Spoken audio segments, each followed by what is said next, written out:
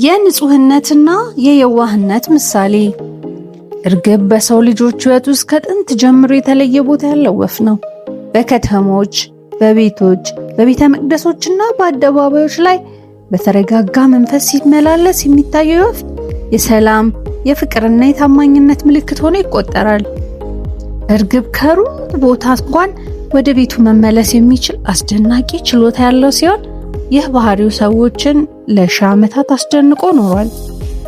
እርግብ መጠነኛ አካል፣ ለስላሳና ንጹህ ላባ ያለው ወፍ ነው።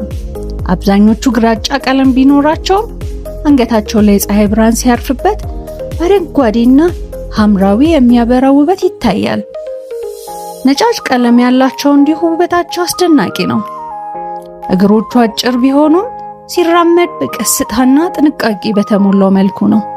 ሲበር ግን ፈጣን ነው።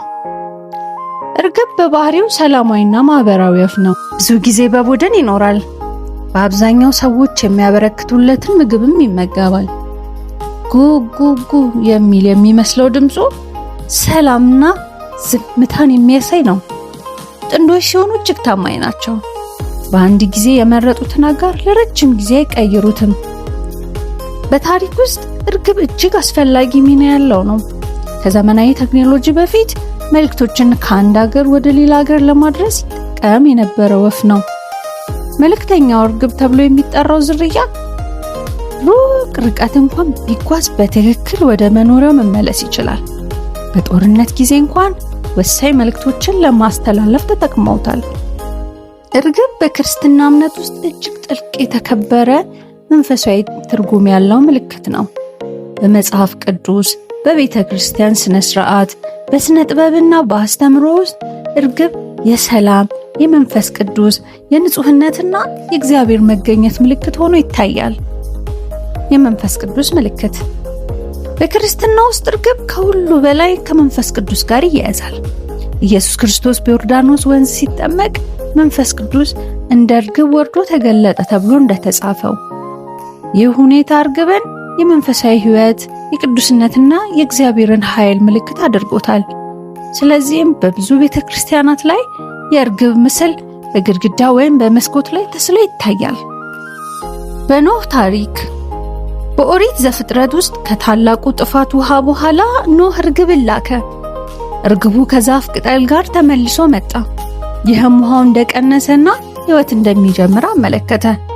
በዚህም ምክንያት እርግብ የሰላም፣ የተስፋና የአዲስ ዘመን መጀመሪያ ምልክት ሆነ። የንጹህነትና የየዋህነት ምሳሌ። ኢየሱስ ክርስቶስ ለደቀ መዛሙርቱ እንደ እርግብ የዋሆች ሁኑ ብሎ አስተማረ። የእርግብ ክፉ እንዳልሆነ፣ ጥል የማይወድ የተረጋጋ ፍጡር መሆኑን ያመለክታል። ስለዚህ ክርስቲያኖች ለመንፈሳዊ ሕይወት የሚገባውን ትህትና፣ ርኅራኄና ሰላማዊነት በእርግብ ይወክሉታል። አንዳንድ ጊዜ ነጭ እርግብ መልቀቅ የሰላም፣ የበረከት ምልክት እንደሆነ በቤተ ክርስቲያን ዝግጅቶች ላይ ይታያል።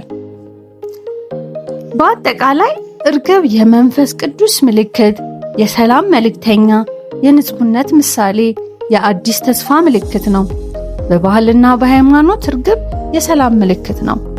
ሰዎች እርግብን ሲመለከቱ የሚሰማቸው ስሜት እረፍትና ሰላም ነው። ትንሽ ወፍ ቢሆንም በመንፈሳዊ ዓለም ታላቅ ትርጉም የሚያስተላልፍ ፍጡር ሆኖ ለዘመናት ተከብሮ ቆይቷል።